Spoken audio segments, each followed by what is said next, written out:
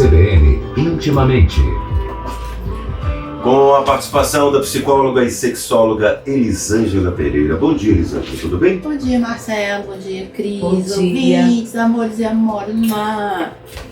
O medo irracional de se apaixonar. A isso dá-se o nome de filofobia. Filofobia. Filo é amor, né? Então, é o medo. Na realidade, não é só o medo de se apaixonar. É o medo de se apaixonar e de amar, de gostar de uma pessoa. É mesmo. Pavor. Muitas pessoas têm esse medo, têm essa fobia, né? Que pode começar com medinho e se transformar numa fobia. Eu fico imaginando o seguinte, porque aquela sensação, né, de gostar de alguém, de se apaixonar, isso é tão gostoso, né? Delícia, né, Não é? Marcelo? A gente persegue isso. Não é? A vida toda. Mas Você fica atrás para encontrar, né, às vezes um príncipe ou uma princesa? ou uma princesa. Ou um sapo. Pode ser que a Mas que gente veja seja real e que a gente ame e que ame a verdade. gente. Não precisa ser príncipe e princesa. Mas, no entanto, há os filófobos. Filófobos. Que chique. Explica por quê, o que é exatamente, o que provoca isso, o que causa esse sentimento. Então, as causas, elas não são muito definidas ainda, né, Marcelo? Mas na maioria das vezes o que a gente acredita é que são traumas de infância, né? Porque o que a gente leva para dentro dos nossos relacionamentos, eu falo muito isso com os meus clientes, tem muito a ver com o que a gente construiu na nossa vida da infância e da adolescência, baseado no relacionamento dos nossos pais.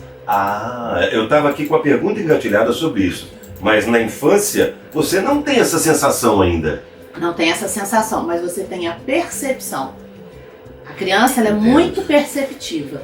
Então, se ela percebe que ela tem pais, né, que o relacionamento deles não é uma coisa que ela entende como saudável, porque briga, alfinetadas, eles dormem em quartos separados, ela começa a entender que aquilo ali é um modelo de relacionamento e que é o único. Sim. Então ela pode desenvolver um tipo de pensamento de eu não quero isso pra minha vida. Opa, não é isso. Não, esse negócio de amar não é legal não, porque olha isso, olha como que eles vivem, eu não quero viver dessa forma. Então é muito importante a gente ter essa consciência que tudo aquilo que a gente leva para dentro das nossas vidas relacionais, por isso eu falo que o relacionamento, o amor, o casamento, o viver a dois, ele é muito terapêutico, porque a gente vai tentar consertar aquilo tudo que a gente tem de trauma, de mágoa, dentro desse relacionamento. E para isso a gente é obrigado a passar por um processo de autoconhecimento. Caso contrário, o que a gente vai viver? Relações instáveis, relações que não são saudáveis.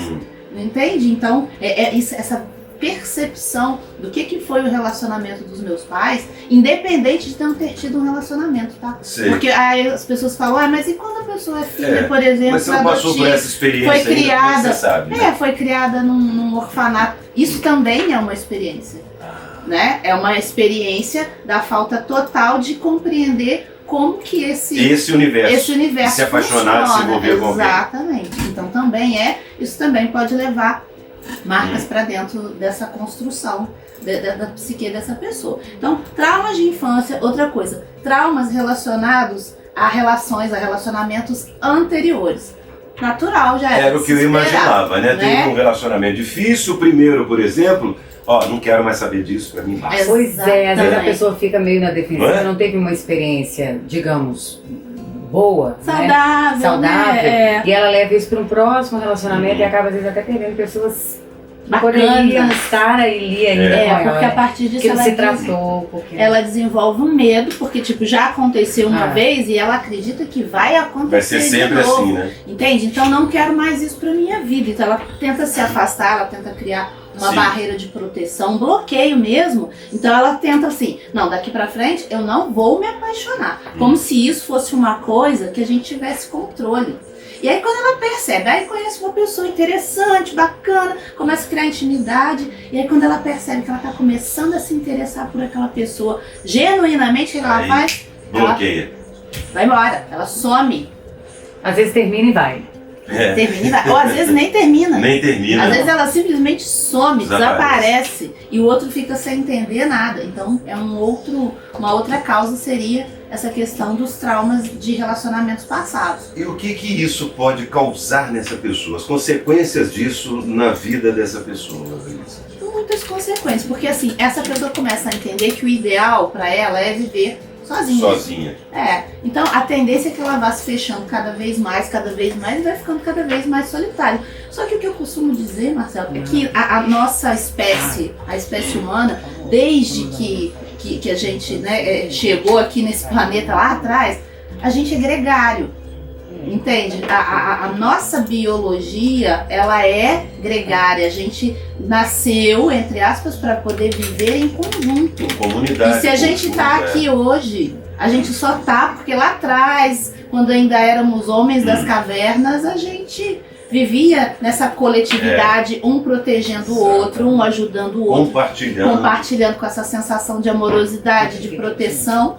Entende? Então, quando de repente eu falo assim, não, eu não quero isso pra mim, porque isso não me faz bem, e eu começo a me afastar das pessoas, e observação, a gente tá falando, eu tô focando em relacionamento, mas isso pode acontecer com amizades também, sabia? Conheço uma pessoa muito bacana e começa a ser amigo, ou né, meu amigo, minha amiga. Aí eu vejo que eu tô tão encantada por aquela pessoa, sem cunho amoroso, somente de amizade. Mas eu fico com tanto medo de perder aquela pessoa que eu me afasto dela. Eu falo, ela vai me decepcionar mesmo, é melhor eu sair de perto, eu tô encontrando com ela demais, eu acho melhor eu sair de perto. Então, as consequências são várias, mas um processo de isolamento, não só de relacionamentos amorosos, quanto de amizade, às vezes até família. A questão é, toda vez que ela percebe que está havendo um interesse, que ela acredita que ela não vai dar conta, ela se afasta. Interessante a gente entender o que está por trás disso. Medo de rejeição. A pessoa exclui o outro antes de ser rejeitado. Para não ser rejeitado, vamos brincar assim. Para que não me rejeite, eu rejeito antes. Saindo fora. Eu rejeito antes. A pessoa tem essa percepção de que isso está acontecendo com ela ou não? Pode ser que sim, pode ser que não. Mas na maioria das vezes é inconsciente. Ela só entende que ela funciona desse jeito. Eu acho melhor... Porque é normal para ela essa situação. Então exatamente. Ela percebe que ela está fazendo isso, porque a outra pergunta que eu quero te fazer é, tem tratamento para isso? Tem tratamento. Mas como eu sei que eu preciso desse tratamento se eu não tenho percepção de que eu me comporto dessa maneira? Então é interessante a gente pensar na medida. Né? Sempre a medida para tudo na vida, né? Se esse meu medo é um medo que a princípio eu sinto que é natural, você entende que toda vez que a gente conhece uma pessoa nova, existe uma insegurança? Porque você não conhece aquela pessoa, você não sabe qual que é o caráter dela, você não sabe se ela é confiável ou não. Mas a partir do momento que você vai conhecendo, qual que é a tendência? É esse medo desaparecer. Você vai falando assim, não, fulano é uma pessoa legal, então posso me envolver com ela sem problema. A questão da filofobia, o filofóbico, ele não tem essa percepção, isso não desaparece, a realidade é essa. Apesar dele já estar ali naquele relacionamento já há algum tempo, e a pessoa está fazendo de tudo muitas vezes para mostrar para ela, né, que ela é uma boa pessoa, que ela tem caráter, ela está sempre com o pé atrás, ela não acredita, ela não confia. Entende? Então, a medida entre eu saber se é só um medo natural por eu estar me envolvendo com uma pessoa ainda desconhecida, né, ou se essa questão fica, se ela permanece. Se isso permanecer, e principalmente se isso se repetir em vários contatos, em vários relacionamentos, aí vale a pena procurar uma ajuda para tentar entender e dissolver esse medo e tratar isso. Exatamente. E aí, como tratar, né? Que às vezes as pessoas perguntam, como? Como? Pois é. Através da terapia, né? A comportamental normalmente é a mais indicada. E se a pessoa tiver quadro, porque tem pessoas, Marcelo, que entram em quadro de sintoma físico. A gente pode dizer que tem cura. Tem cura. Graças a Deus, amém, pouca né? coisa nesse mundo tem cura, né? Mas isso tem cura. Então, através da terapia e através de medicação, se for necessário, se o quadro for muito patológico, muito intenso. Então, medicação para ansiedade. Mas pode chegar esse quadro? Então? Pode chegar esse quadro. Pode chegar. A pessoa começa a ter sintomas físicos. Ela não entende por quê. Então, palpitação, falta de ar, sudorese, enfim, todos esses sintomas, às vezes até de uma crise de pânico. Se você... Que é uma fobia. Exatamente. Né? Se É um você medo. tá aí se enquadrando nisso tudo que Elisângela tá Doideira. falando, tá na hora de procurar uma ajuda, né? Pois é. Ajuda E de ser feliz, e né? ser feliz, Apaixonar é tão bom, gente. Então, Tem coraçõezinhos, é tão bom. Aí as pessoas A cara falam do Irã. assim. Aí as pessoas às vezes falam assim, mas aí a gente sofre, não sei o quê, então por isso que eu prefiro. Mas quando você tá abrindo mão disso, você também já não tá em sofrimento? É. Porque o que eu costumo Também dizer é um processo de sofrimento. é um processo, porque você deixa de viver um monte de coisa bacana. Muito. Eu, pelo menos, eu penso o seguinte, é preferível você ter alguns momentos bacanas, saudáveis e tal, e ter essas memórias e ter essas É emoções, tão bom isso. do que você nem ter nada. Só que as pessoas, elas se privam desses momentos com medo de que isso acabe um dia, então elas ficam no zero.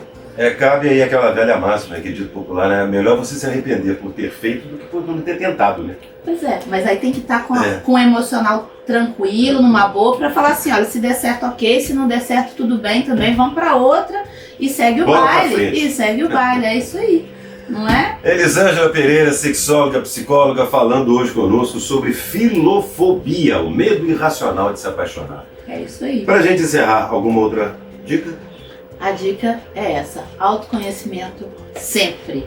Sempre, porque pra mim, eu sou suspeita pra falar, mas é sempre a melhor dica. A gente se conhecer é o que ajuda a gente a resolver uma série de questões na nossa vida e viver com alegria, viver mais feliz, enfim, de forma mais saudável sempre. Viver e não ter a vergonha de ser E ser feliz. feliz, é isso aí. Valeu, um abraço, Elisângela. Um beijo, Tchau. um beijo no coração, até semana que vem.